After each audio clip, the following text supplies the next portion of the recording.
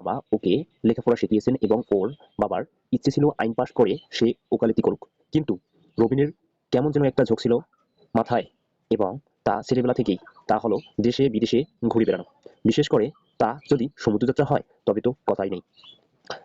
বড় হয়ে তাই সে তার মা বাবার কথা না শুনে বাড়ি থেকে না বলে বেশ কিছু পাউন্ড নিয়ে বেরিয়ে পড়লো লন্ডনের উদ্দেশ্যে। কিন্তু যাত্রার প্রথম থেকেই ওর দুর্ভাগ্য দেখা দিল।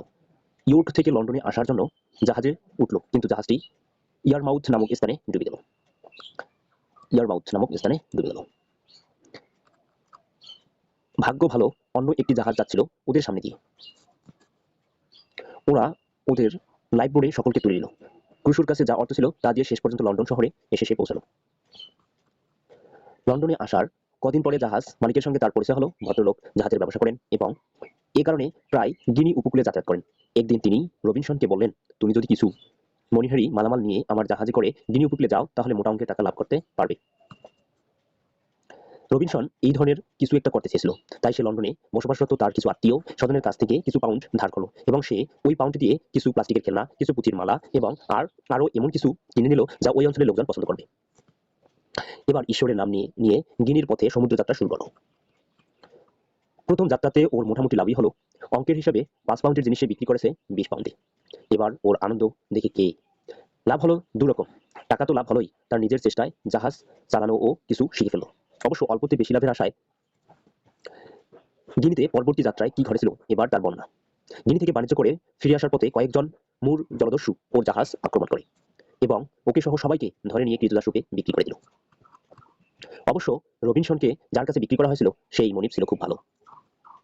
মনিব ভদ্রলোকের ছিল মাছ ধরার নেশা। মাছ কি করে ধরতে হয় রবিন তা ভালো করে জানতো এবং সে একটি মাত্র কারণে মনিবের আরো বেশি প্রিয় হয়ে উঠল। যাই হোক, রবিনসন তার মাথা থেকে পালিয়ে যাওয়ার ইচ্ছেটা বাদ দেয়নি। অবশ্য পালিয়ে যাবার পথটা কিছুতেই ঠিক করতে পারছিল না। প্রায় বছর 2 পরে একদিন ওর সুযোগ হলো পালানোর। রবিন ওরই এক সমবয়সী মুর ছেলেকে নিয়ে সমুদ্রে গিয়েছিল মাছ ধরবে বলে। কৌশল করে নৌকাটা একটু গভীর সমুদ্রে নিয়ে মুর ছেলেটিকে ধাক্কা মেরে ফেলে দিল সমুদ্রে, আর ভয় দেখালো ফিরে না গেলে গুলি করে মারবে। আশ্চর্য ঘটনা হলো, মুর ছেলেটি ওকে ভয় না পেয়ে বরঞ্চ সাহায্য করতে রাজি হলো। ছেলেটিকে রবিনসন আবারও নৌকায় তুলে নিল। আবার যাত্রা শুরু হলো। 2 দিন বেশ কষ্ট করে চলার পর তারা একটা পর্তুগিজ জাহাজের দেখা পেল। জাহাজ ওদের কাছে আসতেই ওরা জাহাজিদের সব জানালো। জাহাজিরা ওদের তুলে নিল জাহাজে এবং রবিনসনকে এনে নামিয়ে দিল ব্রাজিলের বন্দরে এবং জাহাজি নিজের জন্য মুর ছেলেটিকে রেখে দিল। কিছুদিন ব্রাজিলে ওর বেশ সুখেই কাটলো। অনাবধি জমিতে চাষাবাদ করে নিজের অবস্থা ফিরিয়ে এনেছিল রবিন, কিন্তু ছেলেবেলা থেকে অস্থির চিত্র রবিনের মাথায় আবার দুর্বুদ্ধি চাপলো। ওখানকার স্থানীয়রা ওকে পরামর্শ দিল আবার গিনির সেই পুরনো বাণিজ্যটা শুরু করতে। ও তো সমুদ্রযাত্রার পুরনো নেশা আছেই, তাই একদিন আবার তোড়জোড় করে বেরিয়ে পড়ল গিনির উদ্দেশ্যে। সমুদ্র যাত্রার প্রথম কয়েকটা দিন বেশ ভালোই যাচ্ছিল। হঠাৎ একদিন উঠলো ভীষণ সামুদ্রিক ঝড়। সেই ঝড়ের মধ্যে ওদের জাহাজ গিয়ে আটকে গেল এক অজানা চড়ায়, আর চড়ার বালিতে জাহাজের তলা গেল ভীষণভাবে ফেঁসে। তবু অনেকদিন ভেবে ওরা জাহাজে রক্ষিত ছোট নৌকা করে ডাঙ্গার দিকে রওনা হয়েছিল, কিন্তু বিধি বাম প্রচন্ড এক সমুদ্রের ঢেউ এসে ওদের নৌকাটা উল্টে দিল এবং ওরা সবাই ডুবে গেল। রবিনসন ভাগ্য ভালো বলতে হবে, সে ভেসে উঠলো এবং সাঁতার কেটে প্রায় অর্ধমৃত অবস্থায় কুলে পৌঁছালো। সেই রাতটা সে বন্য জীবজন্তুর ভয়ে একটা গাছের উপর বসে কাটিয়ে দিল। পরের দিন ঘুম ভাঙতেই দেখলো আকাশ পরিষ্কার, ঝড় উঠেছিল বলে মনে হয় না। আরো আশ্চর্য, ঝড়ের বেগ ওদের বড় জাহাজটাকে প্রায় ভাঙতেই নিয়ে এসেছে। রবিনসন ভাবলো, আমরা যদি জাহাজেই থাকতাম তাহলে কাউকেই মরতে হতো না। এখন আর ভেবে কি হবে? রবিনসন খিদেও পেয়েছে প্রচন্ড। সে আবার জাহাজে গিয়ে উঠলো এবং খুঁজে দেখলো খাবারগুলি ঠিক আছে কিনা। খাবার ঠিকই আছে। সে বেশ পেট পুড়ে খেয়ে নিল। তারপর জাহাজ থেকে কয়েকটা তক্তা, কাঠ আর সুতোর যন্ত্রপাতি তীরে এনে কোনো রকম রাত কাটানোর মতো একটা মাচা তৈরি করে নিল। তারপর বন্দুক নিয়ে বেরিয়ে পড়লো দিকটা ভালো করে দেখার জন্য। কিন্তু পাহাড়ের উপর উঠতেই রবিনের মনটা দমে গেল। ঈশ্বরই জানেন কতদিন থাকতে হবে এই দ্বীপে। রাতে অবশ্য কোনো রকম ঝামেলা হলো না। পরের দিন ঘুম থেকে উঠে রবিন স্থির করলো প্রয়োজনীয় যা কিছু জাহাজে এখনো ভালো আছে তা সবই নামিয়ে আনতে হবে। সেদিন থেকে সময় পেলেই ভাটার সময় পানি কমতেই সে জাহাজে চলে যেত এবং নামিয়ে আনতো প্রয়োজনীয় সব জিনিসপত্র।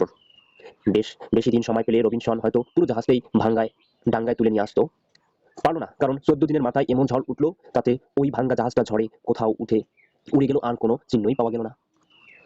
অবশ্য জাহাজ থেকে রবিন কম জিনিস নামিয়ে আনেননি। এখন এসব জিনিস রাখবে কোথায় সেটাও এক ভাবনা। অনেক খুঁজে একটা পাহাড়ে উঠার মধ্যপথে খানিকটা সমতল জায়গায় আবিষ্কার করলো। ওর উল্টো দিকে উঠে গেল একটা খাড়া পাহাড়। সেদিন থেকে কোনো বন্য জানোয়ারের আক্রমণের আশঙ্কা খুবই কম। আর বাদ বাকি 3 দিকে যে নারকেল পাতা দিয়ে বেশ শক্ত উঁচু করে বেড়া দিয়ে দিল। প্রয়োজনে হলেই মই লাগিয়ে সে যাতায়াত করতো, আর ভিতরে ঢুকতেই মইটা তুলে নামিয়ে রাখতো মাটিতে। সব জিনিসপত্র রাখলো সেখানে। তৈরি করলো বড় করে একটা থাকার মতো ছাউনি। তাছাড়া পাহাড়ের একটা অংশে প্রকাণ্ড এক গর্ত ছিল, সেটাও যোগ করে নিল ঘর হিসাবে। থাকার মতো বাসা তৈরি হয়ে গেল ওর। ভাবলো তৈরি করতে হবে কিছু আসবাবপত্র। যদি এসব তৈরির অভ্যাস ওর নেই, যন্ত্র ব্যবহার করতে ওর খুব কষ্ট হলো। প্রথমে বন থেকে কাঠ নিয়ে তৈরি করলো একটা চেয়ার, তারপর টেবিল, সেলফ, আরো কত কি। এরকম শক্ত জংলা গাছের কাঠ দিয়ে তৈরি করলো একটা কোদাল, আর জাহাজের ভাঙ্গা একটা লোহার টুকরা পুড়িয়ে পিটিয়ে তৈরি করলো জ্বালানি কাঠা কুড়াল। এর মধ্যে ঘটলো এক মজার ঘটনা। রবিনসন জাহাজ থেকে নামানো জিনিসপত্র নড়াচড়া করতেই পেল একটা ছোট থলে। খুলে দেখলো তাতে রয়েছে কতকটা তুষ। থলেটা ওর দরকার ছিল ভিন্ন কারণে, তাই ঘরের বাইরে এসে তুষগুলো মাটিতে ফেলে দিল। এর কিছুদিন পরেই নামলো বর্ষা ও বৃষ্টি হবার কয়েকদিন পরেই রবিনসন আশ্চর্য হয়ে দেখলো যে তুষগুলো সে ফেলেছিল সেখানে অজানা গাছের বেশ কিছু অঙ্কুর দেখা দিয়েছে। রবিনসনের খুব আনন্দ হলো। সে কোদাল দিয়ে সামনের আরো কিছু জমি কুপিয়ে তৈরি করে রাখলো। একদিন দেখলো অঙ্কুরগুলো আসলে ধান গাছের, সাথে জবও আছে। একদিন ধান আর জবগুলো একটু বড় হলে সে তার চাষ জমিতে ছড়িয়ে বুনে দিল। কিছুদিনের মধ্যে ওই জমি থেকে বেশ কিছু ধান ও জব পেল। এবার রবিনসনের ভাবনা, এগুলো মাড়াই করবে কিভাবে? তাছাড়া চাই জাতকল আর রুটি শেখবার জন্য তাওয়া। তাই যাই হোক, বুদ্ধিমান রবিন শক্ত কাঠ দিয়ে জাতা তৈরি করলো, আর নরম মাটি থালার মতো পিটিয়ে আগুনে পুড়িয়ে তৈরি করলো তাওয়া। এবার বড় সমস্যা হলো পোশাকের। জাহাজে যা ছিল তাতে আর কতদিন চলে? সেই বনে তো আর যাই হোক পোশাক বা তৈরি কাপড় পাওয়া যাবে না। তখন আবার নতুন বুদ্ধি আঁটল রবিন। ঘরে রাখা ছিল বেশ কিছু শুকনো ছাগলের চামড়া। সে ওই চামড়া দিয়েই লজ্জা ঢাকার মতো পোশাক তৈরি করে নিল। গাল ভর্তি দাড়ি, গোঁফ, আর তার উপর ছাগলের চামড়ার পোশাক, যা একখানা চেহারা হয়েছে রবিনসনের। ওভাবে দেখলে ওর স্বজাতি হয়তো অজ্ঞান হতো, কিংবা ধরে নিত রবিনসন পাগল হয়ে গেছে। রবিনসনের আরো একটা মজার কথা হলো, পৃথিবীর সাথে সম্পর্কহীন এক দ্বীপে বাস করেও সে দিন মাস বছরের হিসাব ঠিক রেখেছিল। যেদিন রবিনসনের নৌকাডুবি হয় সেদিনই তারিখ ওর জানা ছিল। তারপর থেকেই রবিন প্রতিদিন পাহাড়ের গায়ে তারপর তারিখ লিখে ক্যালেন্ডার তৈরি করে রেখেছিল। প্রত্যেক দিন সকালে উঠে একটা করে তারিখ কেটে দিত সে, ঠিক বর্তমানে ডেট কার্ড বদলানোর মতো। সরি। এভাবেই রবিনসনের দিনের পর দিন কাটতে লাগলো। রবিনসন ওই দ্বীপের মুকুটহীন রাজা। যতদূর দৃষ্টি যায় সবটাই ওর রাজত্ব। রবিনসন যখন খেতে বসতো তখন ওর সব কুকুর বেড়াল বসতো আশেপাশে। তা দেখে মনে হতো রবিনসন রাজা, আর ওর সব যেন প্রজারা যেন সব ওর করুণা প্রত্যাশী। কিন্তু এভাবে বেশি দিন কাটলো না। কিছুদিনের মধ্যেই দেখা দিল নতুন এক অশান্তি। রবিনসন একদিন বেলাভূমিতে হাঁটছিল, বালি কেটে কেটে নানান ভাবনা মাথায় নিয়ে। এর মধ্যেই হঠাৎ তার চোখ স্থির হয়ে যায় বালির উপর প্রকাণ্ড এক পায়ের ছাপ দেখে। কিন্তু কোথাও জনমানব নেই। এই ছাপ এলো কিভাবে? চিন্তা ওখানেই। কোনো কিছুর সন্ধান পেল না বলেই ওর ভীষণ ভয় হলো। শেষে এমন হলো, দিনে ভয়ে ভয়ে চলাফেরা করলেও রাতে ঘুমের মধ্যে মাঝেই স্বপ্নে দেখলো কিছু লোক ওকে আক্রমণ করতে এগিয়ে আসছে। অবশ্য ওর ঘর খুব মজবুত করে তৈরি, তবু রবিন আবার দ্বিগুণ দেওয়াল তৈরি করলো, যাতে করে ওর ঘর শত্রুর কাছে দুর্বিদ্ধ হয়। অবশ্য তাতেও রবিনসনের পুরো ভয় কাটলো না। যাই করে এভাবে কেটে গেল প্রায় 2 বছর। রবিনসন এখন সেসব ভয়ের কথা প্রায় ভুলেই বসেছে। এমনই এক সকালে ঘুম থেকে উঠে বাইরে যেতেই দেখতে পেল 5খানা নৌকা সাগরের তীরে বাঁধা। আরো স্পষ্ট করে দেখার জন্য রবিনসন পাহাড়ের উপর উঠল। সেখান থেকে যা দেখলো তাতে ওর হাত পা ভয়ে ঠান্ডা হয় আর কি। রবিনসন দেখলো প্রায় জনা 30 লোক বিরাট এক আগুনের কুণ্ডলীর চারদিকে ঘুরে ঘুরে নাচছে এবং বিট ঘুটে আর বিভৎস রকমের চিৎকার করছে। একটু পরেই ওরা 2জন লোককে ওদের সেই নৌকা থেকে টানতে টানতে তীরের বাড়িতে নামিয়ে নিয়ে এলো। একজনকে তো সাথে মেরেই ফেললো, আর অন্যজন ওদের একটু অসাবধানতার সুযোগ পেয়ে দৌড় দিল। 3জন লোক ছুটলো ওর পিছু ওকে ধরতে, কিন্তু লোকটি ছুটছে প্রাণের দায়ে। তার সাথে ওরা পারবে কেন? ওই লোকটি সোজা ছুটে আসছিল। রবিনসন চোখের আড়ালে লুকিয়ে বসে সব দেখলো। প্রথমে ওর ভীষণ ভয় হয়েছিল, কিন্তু যখন দেখলো ওদের মধ্যে একজন ফিরে যাচ্ছে, তখন রবিনসন বাকি দুজনের হাত থেকে ওকে বাঁচাবে স্থির করলো। ওর হাতে ছিল বন্দুক, মধ্যে একটা লোক রবিনসনের নাগালের মধ্যে আসতেই কষে দিল এক ঘা। সে অজ্ঞান হয়ে পড়ে রইল। এদিকে অন্য লোকটি রবিনসনকে নিশানা করে তীর ছুটছে দেখেই বাধ্য হয়ে সে গুলি করলো। দ্বিতীয় লোকটি মারা গেল। যারা তিনজন এসেছিল ওদের তো ব্যবস্থা ভালোই হলো, কিন্তু রবিনসনের বন্দুকের গুলির শব্দ শুনে এবার যাকে সে বাঁচালো সেই উঠে ভয়ে দিল দৌড়। অতি কষ্টের রবিন ওকে দৌড়ে ধরে আনলো এবং তার ভয়ে ভাঙিয়ে দিল। তখন লোকটি বারবার ওর পায়ে ধরে কৃতজ্ঞতা জানালো। রবিনসন ওকে এবার নিজের বাড়িতে নিয়ে গেল, কিছু খেতে দিল, তারপর বিছানায় দেখিয়ে বলল ঘুমোতে। লোকটি ভয়ে ক্ষুধায় তৃষ্ণায় প্রায় আত্মরা হয়ে গিয়েছিল। এবার ঘুমিয়ে একটু সুস্থ হয়ে উঠেই আবার সে রবিনসনের পা নিজের মাথায় রেখে ওদের প্রথমত বশ্যতা মেনে নিল। এই পুরো ঘটনাটাই ঘটেছিল ইংরেজি ফ্রাইডে, মানে শুক্রবারে, তাই রবিনসন ওর নাম রাখলো ফ্রাইডে। এতদিন বেচারা রবিনসন ছিল একা দ্বীপবাসী, এবার তার দোসর হলো। ফ্রাইডে কথা বলতে জানতো না, তাকে খুব যত্ন করে রবিন কথা বলা শেখালো। এমনিতে ফ্রাইডের মাথায় খুব পরিষ্কার, যাকে বলে সার্ভ। সে অল্প দিনের মধ্যেই সব কাজকর্ম শিখে নিল। এছাড়া ওর মনিবের প্রতি ভক্তি ও ভালোবাসা দেখে রবিনসন খুবই মুগ্ধ হয়। তাই তো পরবর্তী জীবনে রবিনসন ক্রুসো বারবার বলতো, অমন বিশ্বাসী ভৃত্য বোধ হয় কেউ কোনোদিন পায়নি যেমনটি ছিল ফ্রাইডে। এভাবে এই নিঝুম দ্বীপে কেটে গেল 27টি বছর। এটা খুবই ইম্পর্টেন্ট, 27টি বছর। কতটি বছর কেটেছিল? 27টি বছর নিঝুম দ্বীপে। এই 27 বছরে রবিনসনের আরো দুজন সঙ্গী হলো। ওরা কি করে এলো শোনো। পূর্বের মতো একদিন রবিনসন আবিষ্কার করলো সমুদ্র তীরে 3খানা নৌকা। রবিনসন দূরবীন দিয়ে দেখলো আগের মতোই কিছু বর্বর লোক দুটো লোককে বেঁধে রেখেছে, প্রহার করছে এবং আয়োজন চলছে জীবন্ত পুড়িয়ে ফেলবার। তখন রবিনসন আর ফ্রাইডে বন্দুক নিয়ে তাদের আক্রমণ করলো। এতে মাত্র 4 জন ছাড়া সবাইকে মেরে ফেললো ওরা দুজন। বাকি 4 জন আধমরা অবস্থায় কোনো রকমে ওদের এক নৌকা নিয়ে পালালো।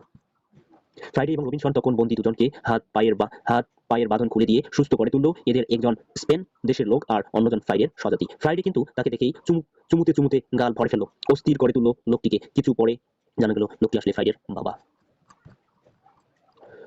ওরা একটু সুস্থ হয়ে উঠলো। ওদের কাছ থেকে রবিনসন জানতে পারলো ডাঙ্গার কাছেই একটা জাহাজ ডুবি হয়েছে, তাতে কয়েকজন স্প্যানিশ এবং কয়েকজন পর্তুগিজ ছিল, যাদের ধরে নিয়ে গেছে। এদিকে তাদের না আছে অস্ত্র, না আছে কোনো যন্ত্রপাতি। রবিনসন ওদের সব কথা শুনে নিজের দ্বীপে নিয়ে আসার ব্যবস্থা করতে সম্মত হলো, কিন্তু শর্ত হবে যে তারা এখানে সবাই রবিনসনের বশ্যতা স্বীকার করে নেবে এবং কখনো কেউ রবিনসনের বিরোধিতা করবে না। এই শর্তের কারণটা ও রবিনসন ওদের বুঝিয়ে বলল। তা হলো, মানুষের সাধারণত স্বভাব হচ্ছে এমন, বিপদের সময় যে উপকার করে, বিপদ কেটে গেলে উপকারীর অপকার করতে ওই মানুষের মনে বাঁধে না। এক্ষেত্রে বনের পশু বরং উত্তম প্রাণী। রবিনসন আর ফ্রাইডে ওদের দ্বীপ থেকে ডাঙ্গায় আনার জন্য একটা নৌকাতে ছাউনি তৈরি করলো, যাতে রইল খাবার পানি। তারপর সেই নৌকা করে ফ্রাইডের বাবা আর স্প্যানিশ খালাসিটি ওই অভাগাদের উদ্ধারে যাত্রা করলো। আরো কিছুদিন পরে একদিন ফ্রাইডে এসে রবিনসনকে খবর দিল দূরে আবারও একটা জাহাজ দেখা যাচ্ছে। রবিনসন খবরটা পেয়ে বেশ খুবই খুশি হলো, তবু মনের সন্দেহ দূর করতে কি উদ্দেশ্যে জাহাজটি এদিকে আসছে বুঝতে না পেরে আড়াল করে ব্যাপারটা পরখ করতে লাগলো। ভাবখানা এই, দেখাই যায় না কি হয়। জাহাজ তীরের কাছে এসে নোঙর ফেললো। তারপর ওই জাহাজের লোকেরা নৌকা করে এসে দ্বীপে নামলো। আরো একটু সতর্কভাবে দেখে রবিনসন বুঝতে পারলো ওরা সবাই শ্বেতাঙ্গ ইংরেজ, ওর স্বজাতি, আর এই দলের 3 জন লোকের হাত পা বাঁধা, ওরা বন্দী। যাই হোক, নৌকার লোকগুলি ওই 3 জনকে চড়ায় ফেলে দিয়ে দ্বীপের ভিতর ঢুকলো, আর সেই ফাঁকে রবিনসন ওদের বন্দিত্বের কারণটা জেনে নিল। ওরা বুঝতেই পারলো না ওরা কোন জাতির লোক, কারণ কেউ কথার উত্তর দিচ্ছিল না। অবশ্য শেষে বুঝতে পারলো ওরা রবিনসনেরই স্বজাতি।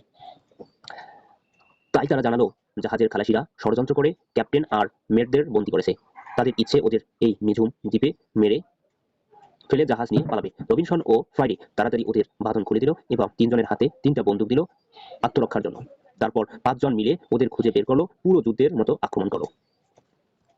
ওই দুষ্ট দলের চাই ছিল 2 জন। প্রথমেই তাদের মেরে ফেলাতে সমস্ত ব্যাপারটা খুব সহজ হয়ে গেল, আর বাদ বাকি যারা ছিল তারা সবাই রবিনসনের কাছে আত্মসমর্পণ করলো। ক্যাপ্টেন তখন ওই 3 জনের সাহায্যে তাদের বন্দী করে ফেললো। রবিনসন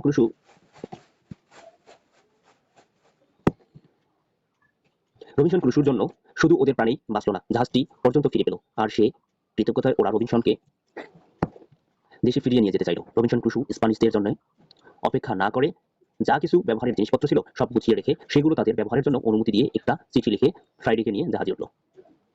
28 বছর পরে এই এতদিনের অজানা দ্বীপ ছেড়ে রবিনসন ক্রুসো দেশের দিকে চলল এবং প্রায় 30 বছর পরে আবার